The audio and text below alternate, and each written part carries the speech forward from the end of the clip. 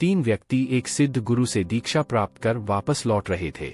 गुरुजी ने उन्हें आध्यात्मिक ज्ञान के साथ साथ व्यवहारिक होने की भी सीख दी थी। तीनों तमाम ग्रंथों, पुराणों पर चर्चा करते आगे बढ़ते जा रहे थे।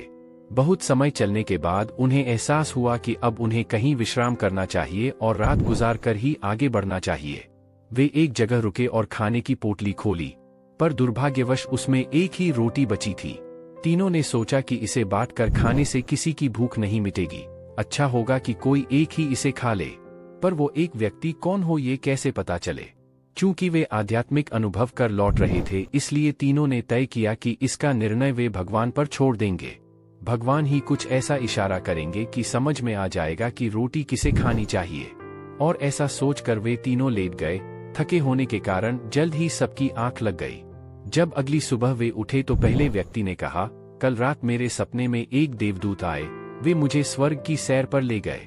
सचमुच इससे पहले मैंने कभी ऐसे दृश्य नहीं देखे थे।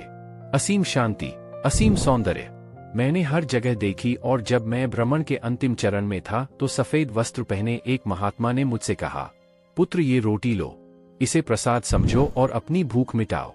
पहले व्यक्ति ने अपनी बात खत्म ही की थी कि दूसरा व्यक्ति बोला, कितनी अजीब बात है, मैंने भी बिल्कुल ऐसा ही सपना देखा। और अंत में एक महात्मा ने मुझे स्पष्ट निर्देश दिए कि मैंने जीवन भर लोगों का भला किया है, इसलिए रोटी पर मेरा ही हक बनता है। उन दोनों की बातें सुन तीसरा व्यक्ति चुपचाप बैठा था। तुमने क्या सपना देखा? पहले व्यक्ति ने पूछा। मेरे सपने में कुछ भी नहीं था, मैं कहीं नहीं गया और न ही मुझे कोई महात्मा दिखे। लेकिन रात में जब एक बार मेरी नींद टूटी तो मैंने उठकर रोटी खा ली। अरे, तुमने ये क्या किया? ऐसा करने से पहले तुमने हमें बताया क्यों नहीं? बाकी दोनों ने गुस्से से पूछा। कैसे बताता? तुम दोनों अपने अपने सपनों में इतने दूर जो चले गए थे, तीसरे व्यक्ति ने कहा।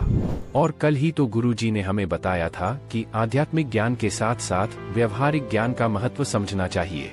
मेरे मामले में भगवान ने जल्द ही मुझे संकेत दे दिया कि भूखों मरने से अच्छा है कि रोटी खा ली जाए, और मैंने वही किया।